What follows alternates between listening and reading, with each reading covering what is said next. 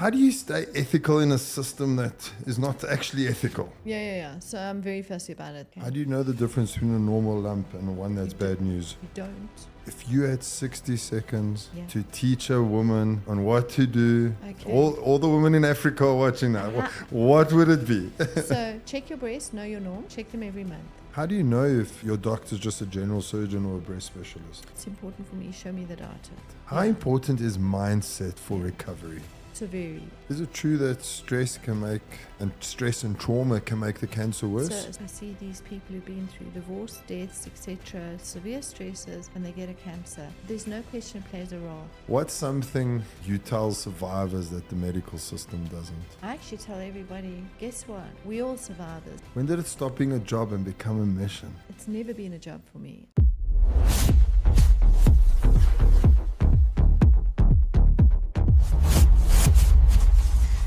This episode is powered by Gym Store, your one-stop shop for commercial grade and home gym equipment. We're back on South Africa's #1 health and wellness podcast, The Endure Edge. Today we're diving into the world of breast cancer. My guest, Professor Carol-Ann Benn, one of South Africa's leading specialists in breast disease and founder of a world-class breast cancer center of excellence. Did I say that correctly? You did. We just call it the BCCE. It's easier. We don't get it. I battle with it as well if you have a whole long thing. Yeah, it is quite a whole long thing. Thank you for joining me. It's an absolute pleasure. And I know this episode is only coming out in November, but October is breast cancer month and everything's pink. Even when people are running in the streets, they're all dressing in pink. I love boobies, everyone. Absolutely. But you know what's nice about it coming out in November? It's everybody wants to do everything in October. And healthcare, as you well know, is not a month. It is 12 months. And breast awareness shouldn't be just October. Just as prostate awareness shouldn't just be November. Yes. What we want to do is we want to actually, probably better to do it in November, have people go, hold on a minute. Yeah, okay, I'm going to remember again. Yeah, I love that. And that was my thinking as well. But bringing the episode out, I thought, in October it'll be amazing. I thought, no, let's bring it out after October just to remind people what they were doing. Because now they forget. 100%. So I got introduced to you, not introduced physically, through my sister who got breast cancer. And she raved about you and obviously how amazing you are.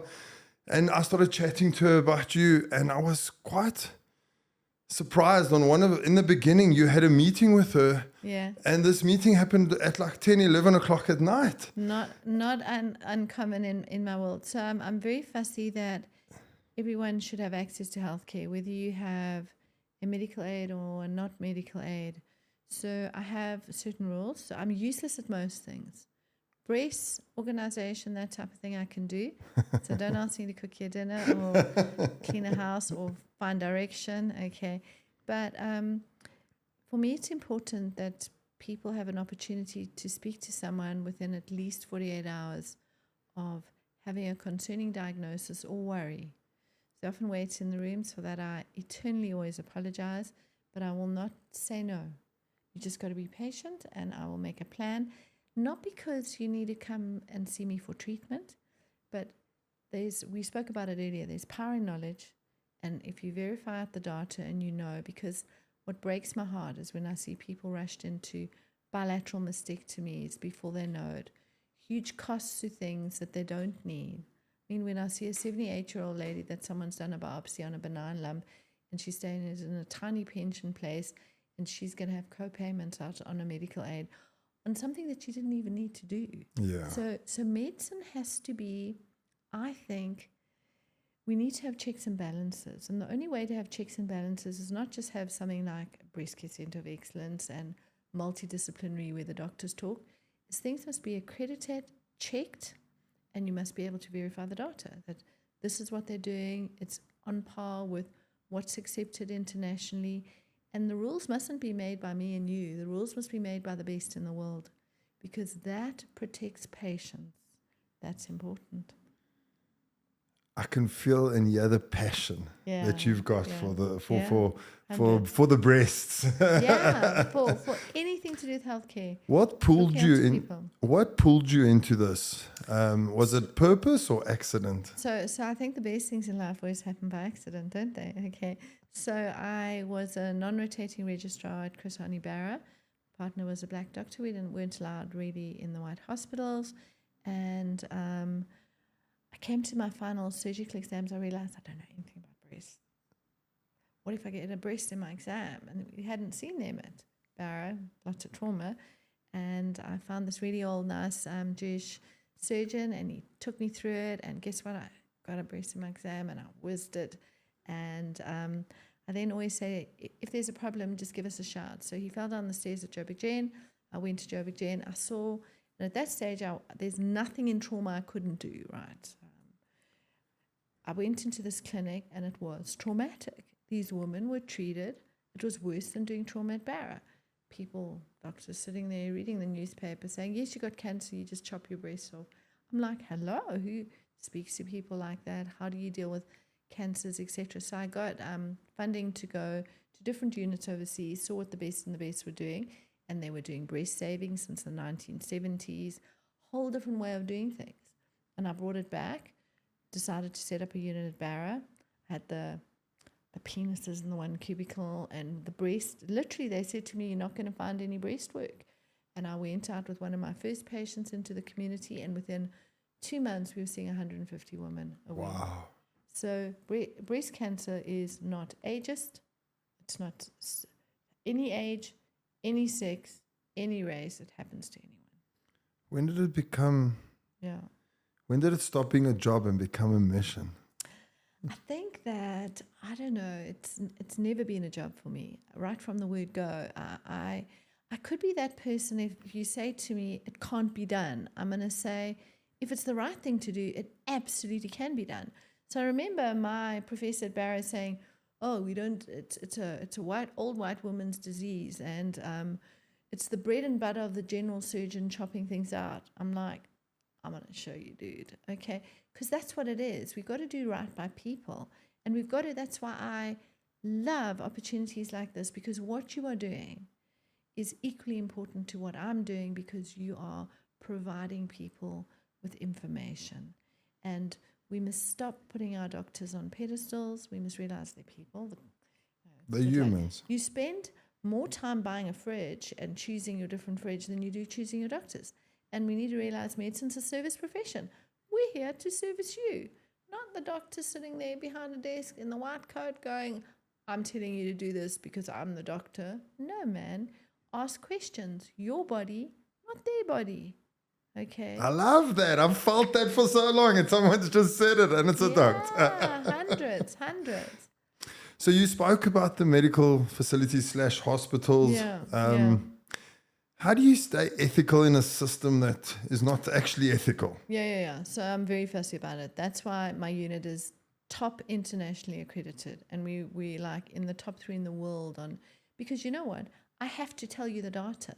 So if I'm just back from Sweden, and I actually took pictures, I don't usually do this because I know the data, and I was working with where I took pictures to show people here, see, it says there's no place for a mastectomy, breast saving, a surgery has got better outcomes. So I can show the patients, because what happens is people go to a doctor and the doctor says, we need to take both your breasts off.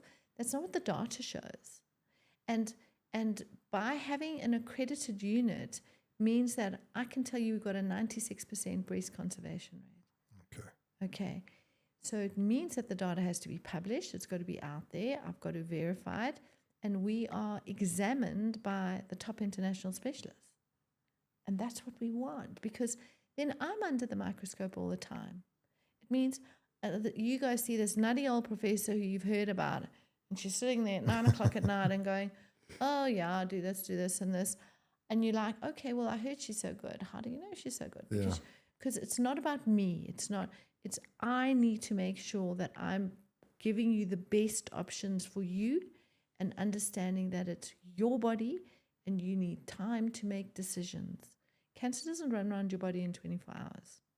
You need to give people information. We need to then give them access to care. So whether they're on a medical aid or not, they need access to care. So that's why I run free access units and set them up, because it's not fair that medicine just can be for the wealthy and the privileged.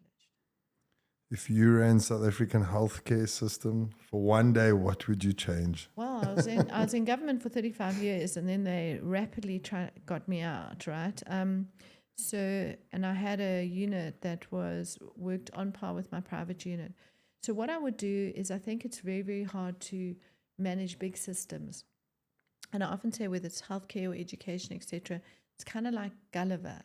To get the giant to stand, you need each person to take out their little bit. So what we want is small management, not large salaries of large people sitting around desks. You want give people responsibility for small things, and they need to show their outcomes. Respect, administrative clerks speaking to people nicely, doctors speaking to people properly and explaining things. We spoke a little bit earlier about AI and technology. You know, Africa is ripe for making sure we can use technology and computer logarithmic learning to make sure we have better people outcomes, whether it's from awareness to having people have apps where they can work out how their treatment should be. This is what I should be. Cost saving, the fact that we can use things like digital pathology and online consulting, work it out. There are many, many ways that are not expensive that we can absolutely change patient outcomes. Let's talk a bit about prevention and awareness. Yeah. What's the real age a woman should start checking her breasts? Not the one on the pamphlet. If you've got breasts, check them. Okay. So I think we need to know our bodies. I always say to even young girls or older people, take your bra off. I'm going to, lift it up and give them a shake and check that nothing's pulling the nipple in or changing the tissue. Check with gentle hands, and when you check for glands, you've got to check with your hand at the side. We all do this, but that's the position that you have with your arm up when you go for sonar. So if you got them, check them. Okay, so your hand's actually got to be down. For those that aren't watching the video, the hand is down. Down. Okay. And feel softly. If there's a change on the nipple, you need to know. You need to see if you've got a red, hot, inflamed breast that someone's given you antibiotics and it's not settled. Can be an unusual type of cancer. So when you feel something that's not right, remember we don't have eyes on our fingers. So then what you do is you go to your doctor and you say something doesn't feel right. They mustn't say, we'll come back in 3 months, you're too young, you're too this, you're a guy. What you must do is they send you for something simple like an ultrasound. And I then say, do not rush into expensive needle biopsies, get things checked and get things reviewed. Okay, so we put the power in the people for the checks and balances, okay, and ask the questions. So if something doesn't feel right, okay, you need a sensible answer as to what's going on and a solution as to how it should get better. Things grow bigger and they tell you it's not a cancer, then maybe you need a needle biopsy, and people should not be rushed into surgeries to find out what something is. Okay. How do you know the difference between a normal lump and one that's bad news? You don't, because you don't have eyes on your fingers. So you can feel and you can say it's not pulling in the tissue, it feels like a cyst, it feels like a fibroadenoma, but there's a small percentage of cancerous lumps that mimic non-cancers, particularly in younger people. So younger, when you say younger, like 20, 16, teenager girl? So the youngest person I've seen with a breast cancer unusual type is a 10-year-old, very, very rare. So I don't want people to worry with their 10-year-olds. But I have seen cancers in 18-year-olds, 19-year-olds, 22-year-olds, etc. Most things are not cancer, so we don't want to frighten people. But you want to know what things are, and you desperately do not want to rush into people cutting to find out what they are. Particularly some of the cancers, if you cut to find out what they are, you actually jeopardize outcomes. Okay. If you had 60 seconds to teach a woman on what to do, all the women in Africa are watching now, what would it be? So check your breasts, know your norm, check them every month. Number 2. Every month? Every month. Okay. Check your breasts. Okay. Number 2, know that breast cancer, 65% of people have no risk factors whatsoever. Okay. So most people have no risk factors. So it's not, is it in my family or is it not? Exercise decreases. So that doesn't matter if it's in your Doesn't family or matter. not. Doesn't matter. Only 25% of cancer in their family, and about only 8 to 12% single genetics. What would I tell them to do? Exercise decreases cancer risk by 42%, and try and get your BMI under 30. Okay. So weight does play a role. Weight plays a role. Okay. I'm going to get onto that now. I was going Yeah, to ask you about yeah. GLP-1s because I've been seeing I'm seeing a not- lot of things about GLP-1s. I'm not anti them. Okay, I'm I've been not see, not I've anti them. seen they've got a thing with reducing the lumps and Interesting thing about GLP-1s, it's a little bit chicken and the egg. We know that they help from an obesity and a weight loss point of view, but it must be done in conjunction with a controlled diet. okay, yeah. There's no instant fix to anything. Protein, okay? etc. Yeah. A proper controlled diet. But what we do know is that it decreases inflammation, Alzheimer's. So there's some way, because cancer is a change that happens at a cell level. So it's little repair gene abnormalities and little immune system, little hyena cells that are not working so well. So it's a combination of the two. I often say when I lecture the medical students, think what happened in SARS-CoV-2. There was a virus, it's let out of a box. We were all exposed, yet some people didn't have a positive test. Some people had a positive test, didn't get sick. Some people got a little sick, some people got a lot sick. The medical fraternity were quick to box. If you're elderly, if you're overweight, if you're a heavy smoker, if you have a compromised immune system, you're at higher risk. That's the same group who's more likely to get a cancer. Yet we know fit people who got sick and unfit people who didn't, because it's your body's ability to manage a pathogen, something that shouldn't be there, whether it's a virus or a cancer cell. So it's little microimmune things that are your immune system can't control it, and your little repair genes can't fix it. And the interesting thing about breast cancer today, we divided into 4 different families. So in 1952, when the surgeon was king and he'd sit there and go, oh, there's nothing I can't cut out. And they used to do radical mastectomies on inflammatory cancers, and the cancers would come back rapidly. They then sent the patients to say, oh, go see our nerdy physicians who said, we've only got 5 drugs, bombs in the hole, but 50% of those patients survive. So then it took us into the 60s where we started not well, but started doing research. For the first drug to treat breast cancer came on the market in 1971. We didn't even know if the cancers were hormone sensitive.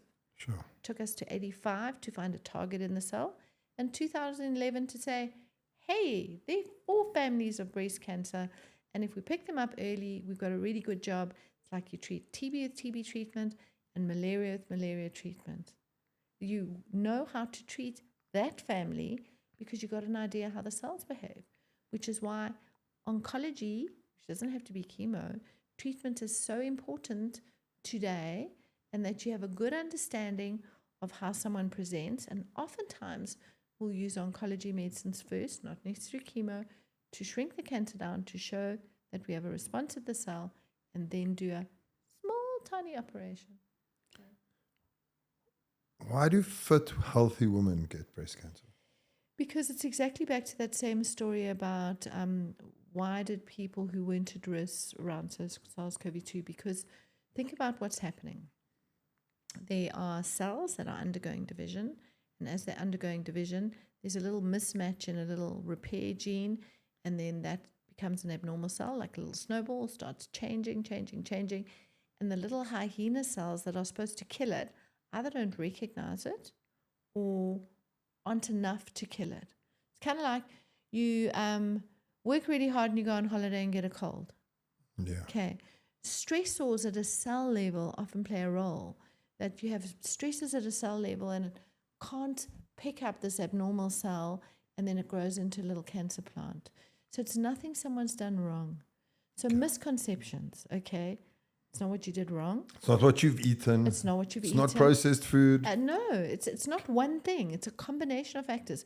Believe me, if it was one thing, some wealthy dude would have canned it and be selling it to us for a fortune. Yeah. Okay. Yeah. I saw that with my sister, actually. The first thing when she found out, like, what did I do wrong? No one in my family's got this. No history in my family have got Nothing that this. you've done wrong. It's a stressor around a cell that your body either couldn't recognize or couldn't pick up.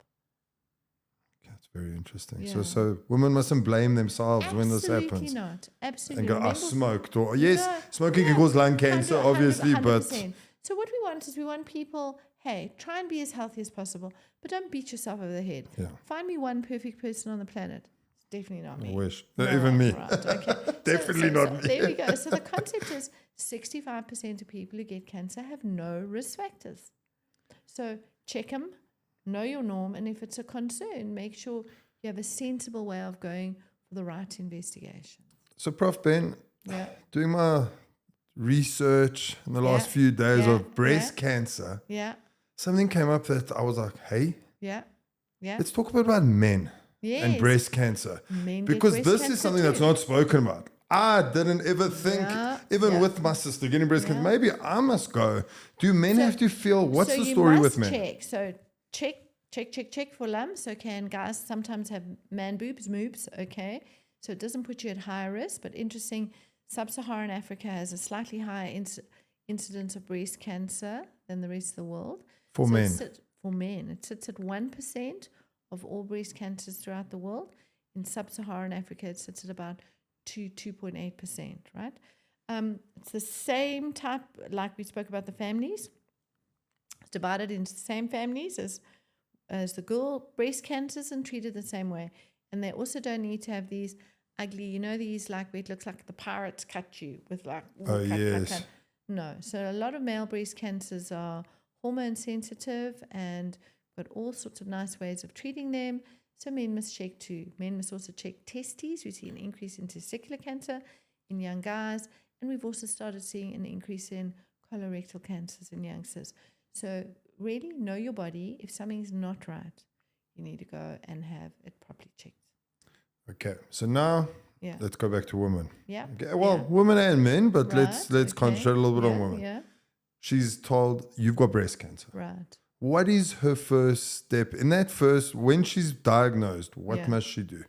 So firstly, we hope that it's been done with a mammogram, ultrasound, and core biopsy. And remember, I said we divide breast cancer into 4 different families. So the first thing you do is you take a step back.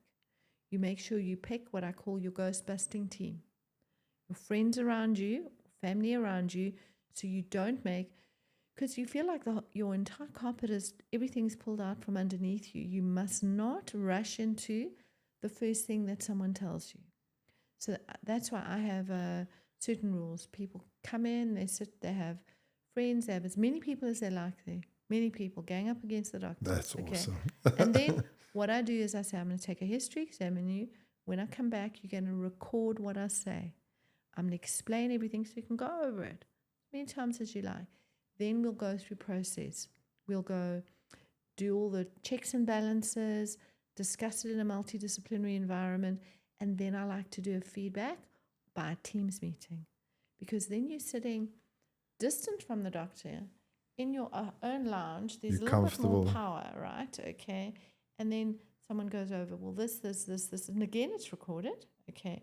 And then you've got an option to sit back and think, hey, okay, that makes sense. And I always say, it's the first thing I say to everyone, your body, not the doctor's. You are entitled to as many opinions as you like.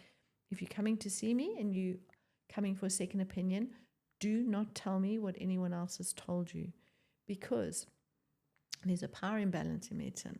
So you come see me and you've seen a very nice doctor down the road, and now you're coming to see the professor, and I say, what did that doctor say? And then I tell you the difference. You're not sitting, you still have no idea where you're at. So there's an important ethics to medicine and communication and how we speak to people, and giving them the respect of time and choice is important, critically important.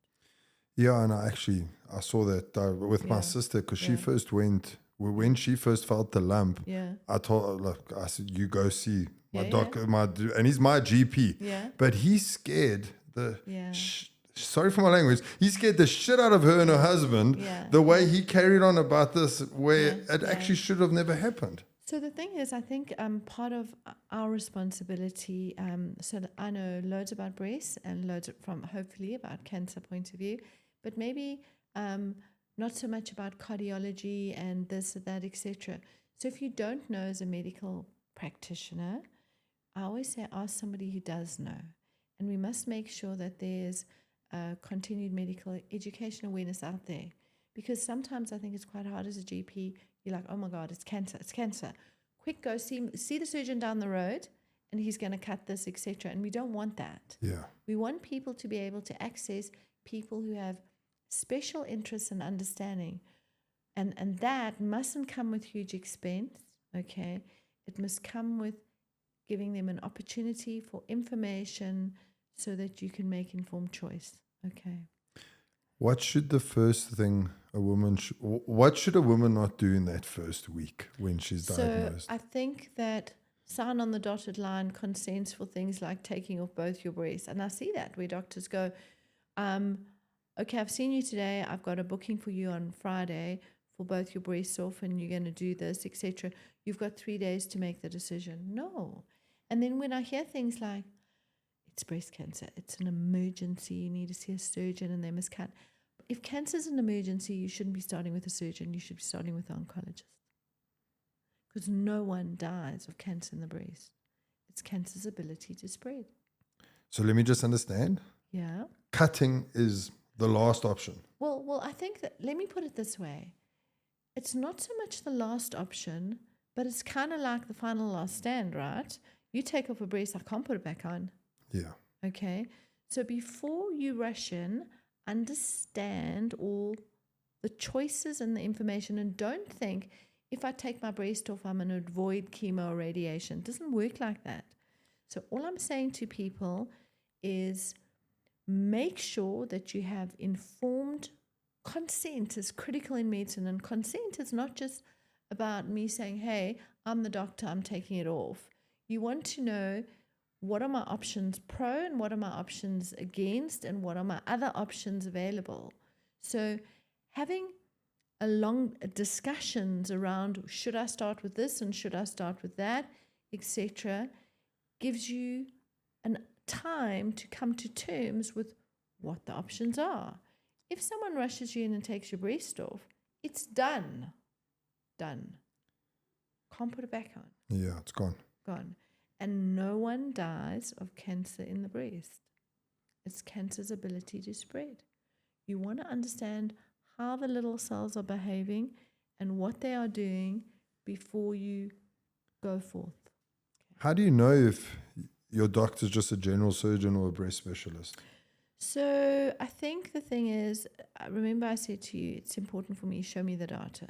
So when you see somebody, and whether it's somebody, I come see you and you say to me, I treat breast cancer. I only use vitamins and natural and I've got 100% success rate. The first thing you do is say, show me the data. I want to speak to all these. I want patients who you've treated. Where's your publication to say you've done that? Okay. So that's what you want. I don't want to say, of course, I've done this for 100 years. I'm only going to get this right. I want to know what is your complication rate, what's your this, and I want time. So when doctors say, if you go elsewhere, go and never come back, which frightens patients because they think, then you go for a second opinion. What you want is you want people to be able to say to you, I understand it's your body. Absolutely. Go and see this person, go and see that person, go see a third person, and then you make a decision whether you feel comfortable in this environment or that environment. I have no problems when people go for second opinions on me. And if they go elsewhere, thank God, because then they're in the right place and they shouldn't be treated by me. Because they've done their homework. 100%. And that's where they feel comfortable. 100%. Yeah, it's like as a layman's person, Yeah. like even if you hurt your knee, everyone just gives you all these opinions and you're actually scared. You don't know. And I can imagine, and I saw it with my sister, you don't know. And my sister had another angel that sent her to you and got her there to you, which was amazing. But yeah, you're just so scared and you don't know who to listen to. Absolutely. So you speak to people, you want to know they've got an interest in it, they want to explain things properly, quote out the information, make sure, how do you verify it? Because it's a bit like asking, you tell me that there's something wrong with my car, it's this bit and that bit. I don't even know what the bits are, right? Okay. I wouldn't know one end from another. And now you tell me, no, I'm a specialist in this field and that's what's wrong with your car. And if you don't know, who do you listen to? So what you do is you go, hold on a moment, but if it's an emergency, it needs to be done tomorrow. Is there somebody else who can also verify that? That's what you want with medicine. And it's a pity because I suppose not everyone knows everything and no one knows everything about everything. So you want people who have an interest in it. But for me, ethical medicine is so important. What's the one question every woman should ask her doctor before they agree to surgery? I want to know that I'm going to go sleep on the table, okay, that I've signed consent for X and only X is going to be done. I always feel I'm a bit of an anxious fly and, those OCD, obsessive, I always say I must be a psychiatrist's dream, right? Obsessive, anxious, this. But I think that what I'd want to know is what I've signed consent has been explained to me and is only going to be done. Because I think when you sleep on an operating table, you have no power. Yeah, you got no say. No, no. Let's quickly talk about radiation, chemo. Yeah. Which I think is also all confusing to a new cancer patient and scary. Totally. So what I'll do is I'll tell you that I call it the umbrella of care, right? Okay. So oncology reigns supreme because no one dies of cancer in the breast. So it's divided into things such as cytotoxics, which are chemos, things to kill cells, immunotherapies, things that boost your immune system, okay, target therapies, and they're different types. They are what we call HER2 oncogenes, which are genes, I think it's like NOS that drives the cell. And then there are other target therapies, which can attach to different parts of the cell. And then there are hormone blockers. And you can have a combination of different treatments depending on which family your cancer's in. And in each family, they have 5 kids, 5 people in each family. So there's always the outlier. The one is like, I belong in the family of the real nasties, and I'm like so lazy. I'm like, so what you want the black sheep, which could be a good thing on that cancer stuff. But you want to know, my cancer belongs to this family, and it's this person in the family. Okay. And then also we have the Addams family.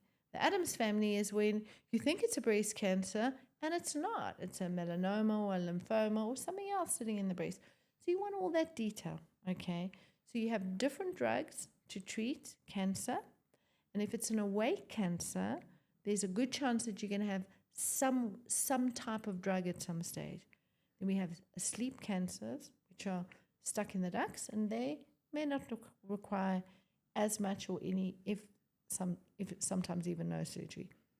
Radiation is given, okay, usually after surgery and after a breast-saving operation, okay?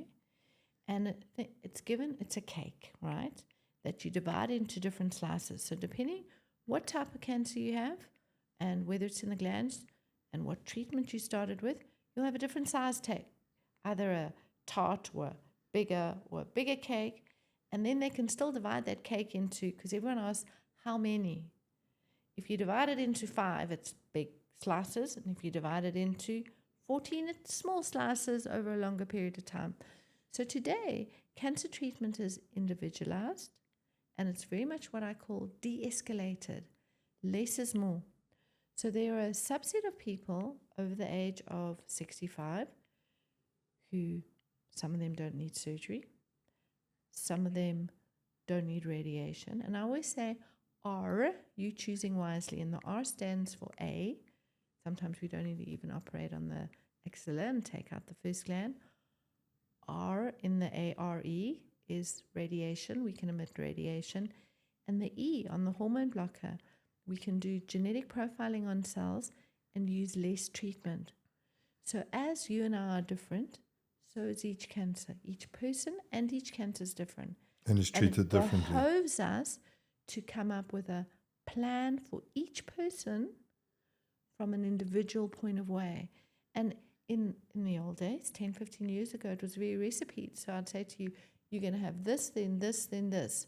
So now, in fact, someone asked me today, what am I going to need afterwards? And I said, I don't know, because sometimes what we can do is we can genetically profile these cancers and say, this one looked like it was a baddie, but he's actually really, really so lazy. He hasn't even decided he wants to get out of bed. So you can avoid this and avoid that. Okay. So we need to go to that detail with each person today.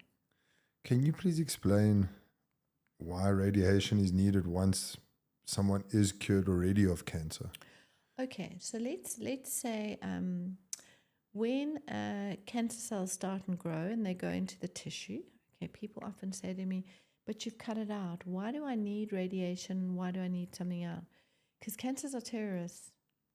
They're that commune, okay, that is really doing its own thing. So if they're inside the house in the commune, then they're still sleeping, okay, and they could be 2 or 3 or this, and we treat them differently. If they're in the garden, they're waking up and doing, but it's the little shits, okay, that head off down the road. And there are 2 ways of getting out. They can go through the driveway where the security guard is, the gland, but a lot of them just like want to gap it over a fence and live somewhere and try and set up another commune. So what we do is we say, because of that, and we don't know whether it's a little sleeper terrorist that's going to wait for 10 years and do a 9/11, how about we just make sure we protect you by we give some form of either medication, or what are we doing to check out that these little brats aren't trying to wake up? Okay. So that kills basically everything. 100%. It will not kills everything 100%, but it's a good chance. If you pick something up early, you treat it properly, you've got a 95% plus chance of being absolutely safe going forward, okay? Which is really no different to living in most places, particularly here. Yeah. Okay, it's definitely safer than being on the roads. For sure. Okay. No, yeah, definitely. Yeah. And we forget that actually. Yeah. We forget that. So I often say to moms with young kids, I always tell them to come and meet me, and I do a meet and greet, and I've got little balls and toys and explain things, and they often ask me, how dangerous, and is my mummy going to die? And it's hard conversations to say that actually we all get into at some stage. Then I often ask them, have you been on the car and you've driven down to Durban on the Easter weekend or over this? It's way more dangerous doing that than what your mom's got in their breast. In fact, it's way more dangerous being a woman living in Johannesburg. Yeah. The words are scary, and we're not making light of them. Okay, nobody wants to have a diagnosis of a cancer. No one wants to go to any healthcare concerns. And if we could find a cure tomorrow, absolutely. So I'm one of those doctors. I'm always busy with research. I've got another Eat My Life PhD going on these microenvironment cells. But the concept is we all trying very hard to find solutions, which really takes me to when people go, oh, the doctors want to give this, and there's some pharmaceutical, maybe it's this and maybe it's that. I think most good academic doctors in the cancer field would do anything to make sure we can solve these problems. And that brings me to my next question. You walk straight into it. Walked into it. Internet. Yeah, okay, yeah. Things blow up on the internet. Hundreds. Yeah. Methylene blue, or is it methylene blue? What is it? Methylene blue. Methylene blue. Castor oil, ivermectin. Ivermectin. Are these myths? Are they kernel. Facts? Where are we with this? Okay, so let's, I think everyone wants an easy solution. So do you remember I spoke to you about 1952, and then we got to the 60s? The 60s was that era where we weren't really doing great medical trials, right? Evita Peron had been treated with mustard gas for cervical cancer, and 1962 there was this drug. It was supposed to be the morning after pill, so you could go have a little on the side, good time, and take it, and you'd be fine. Hey, mom, I'm going to be fine. But it actually was a fertility tablet. So not only did you not get it right, you got 2 or 3 presents, right? Okay, and that drug was tamoxifen. Took them 8 years to realize it wasn't that, but to use it to treat breast cancer. At the same time, there was a drug that they were giving moms for if they were nauseous around pregnancies. thalidomide, terrible stories. Kids were born without limbs because they were saying, if you're nauseous, take this, and your nausea, terrible. Thalidomide today is one of the top treating drugs for myeloma, multiple myeloma. So here's my thing about ivermectin, parasitics, this, that, etc. Okay, show me the data. So there are nice studies on showing that ivermectin is a parasitic that's used in veterinary medicine. It has a very small indication in human medicine, okay? It is not yet been tried and trialed out to know which cancers it may or may not affect. It definitely has an effect on the cell. A lot of things do. But the trials aren't there. So before you start going, I'm going to take this instead of this, you don't know how it's going to react with your chronic medicines, your normal cancer medicines, the effect it's going to have on your liver, whether it's going to have a positive or negative effect. So wait for the trials. Wait for the trials, okay? There will be. And I think people are looking for answers and solutions. But if it hasn't been tried and tested, don't use it.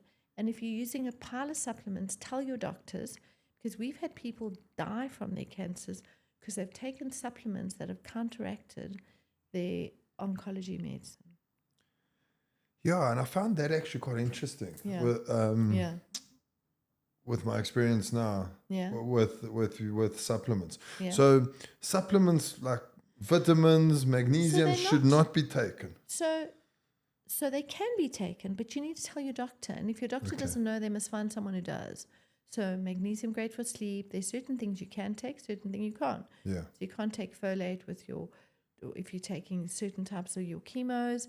You need to have an understanding in medicines, whether it's water or supplements or medicines in themselves. Some of our best oncology drugs are derived from natural things. Yeah. One of our best oncology drugs is from tree bark. Oh, wow. Okay. So it's all out there. The world is a beautiful place. And we might take something and then chemicalize it to use it for treatment, because obviously we don't want to get rid of all the trees, right? Yes. We want to look after our planet, right?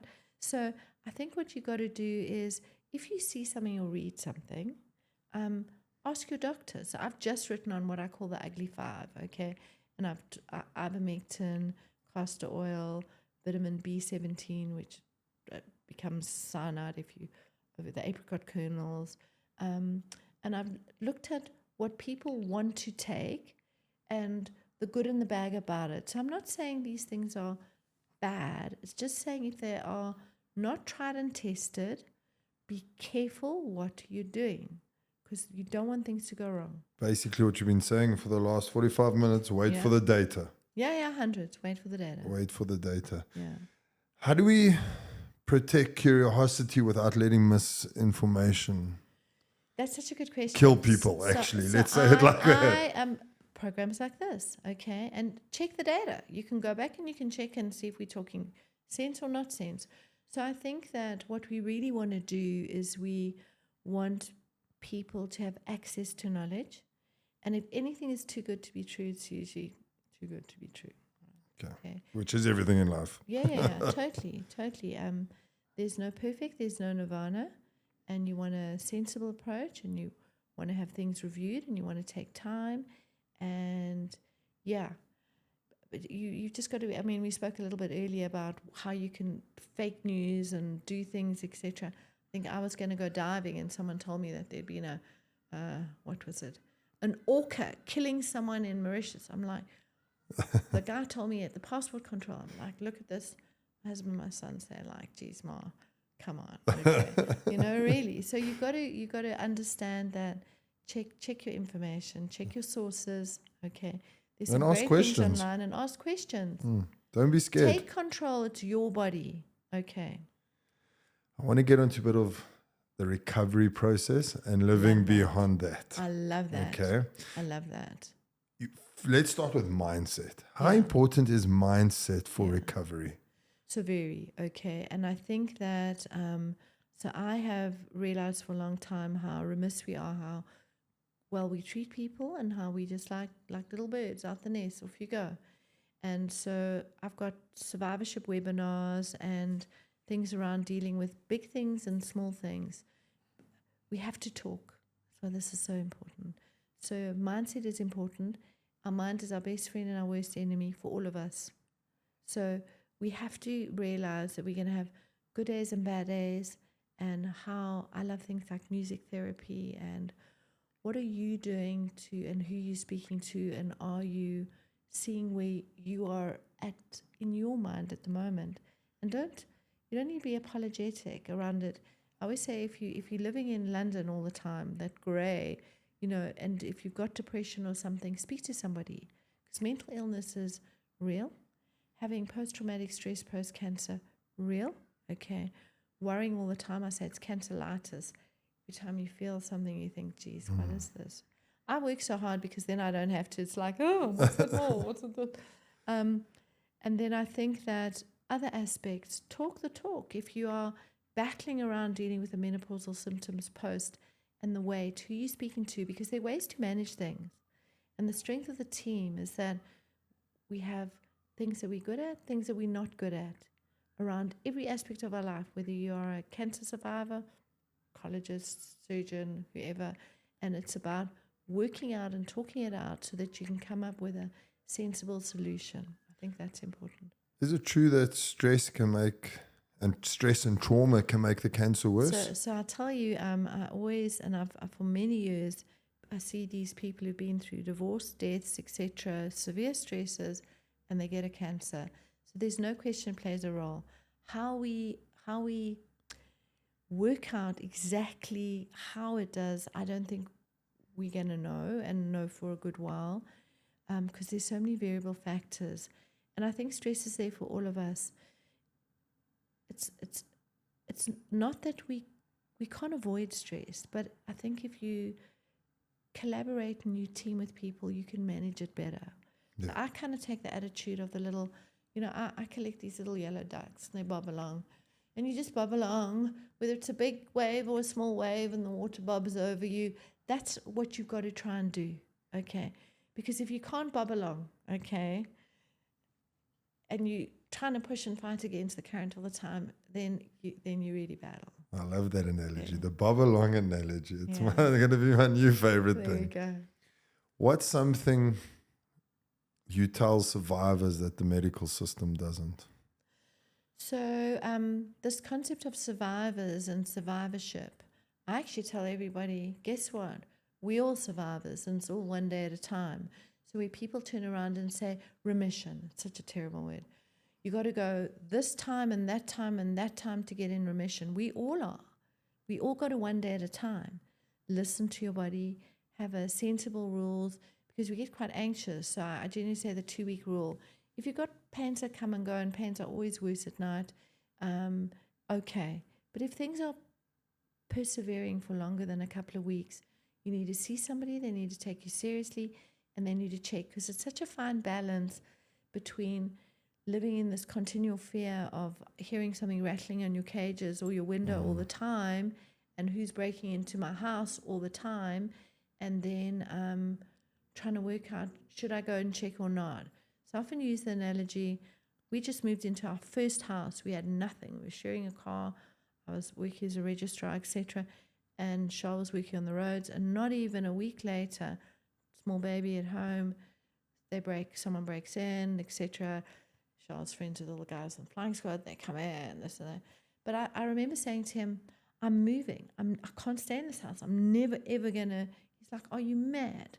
We've just spent, we got our tiny first little house. I can't stay here because I can just every night feel that maybe someone's. And that's what it's like when you go through a cancer diagnosis. Yeah. Guess what? We were there for 12, 15 years. So the issue is, it's about how you manage the combination of the fear and the concern, and sensible, and often having people around you helps. So people around you, friends, family is very 100%, important. Very important. When do you know that it's time to stop being a patient and to start living again? When do you stop identifying as the patient? I think that it's important for people to realize that I think it's hard when you're on oncology treatment and you're on active treatment because you kind of feel like you are running the comrades and you're just trying to get to the end of it. Okay. And you get to the end of it and you feel broken.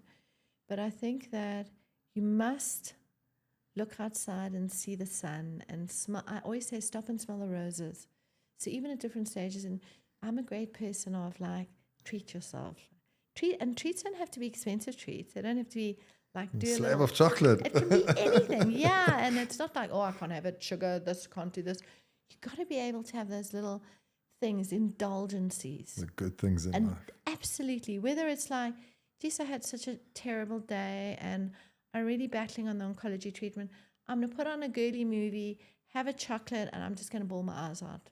Or I'm going to listen to this, etc. You just got to, because it's the bob along. Because if you don't stop and do that, everything becomes totally overwhelming. Yeah. I think that's with everything in life. Everything in life. Yeah. I gave myself a little talking to driving here because I was like, geez, I'm late. I had the guys doing 2 different theatre lists, patients waiting, etc. I'm like, dudes, who's booked my diary? What the hell? Okay. And then I thought to myself, you know what? Bob along. Put the music on, send you a WhatsApp. Done. You with the can't robot. change it. You can't change it. Yeah. Because all you do is you work yourself up into a frenzy and you can't change it. And nothing's going to change. Nothing's going to change. Working yourself up. Yeah. Biggest breast cancer myth you wish would already just disappear and die? Yeah, there are a couple. I've heard a couple of ones this week about if the cancer sees air, it spreads. But there's so many. Underwired bras, putting your cell phone in your bra, putting your money in your bra, someone's bitten your breast. Oh, geez, I had such a good one. Bitten your breast? Yes, I know. Yeah. What goes on out there? Don't bite. Hickeys. Okay. So I think I always say don't squeeze your nipples. They're glorified plugs. But there's lots out there and they change all the time. And I had some really sweet little old lady say, my daughter's just had a baby and I've been holding the baby. And because I'm so happy, is that what's caused my cancer? No. Okay. It's nothing you've done wrong. It's a combination of little bad lotto things that have happened at a cell. Okay. And that's all it is. That's all it is. Online trends that scare you that people must stay away from. I know we spoke about ivermectin and stuff. And there've been a couple at the moment on if you cut into a cancer and it sees air, it spreads. And so, if you radiate something. So they go through trends. There was at one stage it was the lipstick and then it was bottled water. If things are too trendy, check them out. Okay. Data. If you could tattoo one message on every woman's mirror, okay, what would that say? Okay. Love your body and check out your body. Know your norm. Your norm. And that's how I'm going to end this podcast because I know you got a busy schedule. Thank you for everything you're doing in this industry and the breast industry and in your service. It's a pleasure. And if people contact in, you're welcome. If they've got questions that you want to send out, we can look at responding to the questions if people come in. Thank you very much. People need access to care, irrespective of medical aids or not. You contact in. It's about making sure people are healthy and safe. It's been an absolute privilege. This is episode, and I stand under correction, 2425, and I've never said this to a guest. Yeah. And I think I'm going to say it to you. Yeah. And it's always come up, say this to a guest, and I never have, because you fight for women every single day. Thank you. Thank you for being the edge in India Edge. Thanks. Thank you. Tears in my eyes. This is really special. Thanks.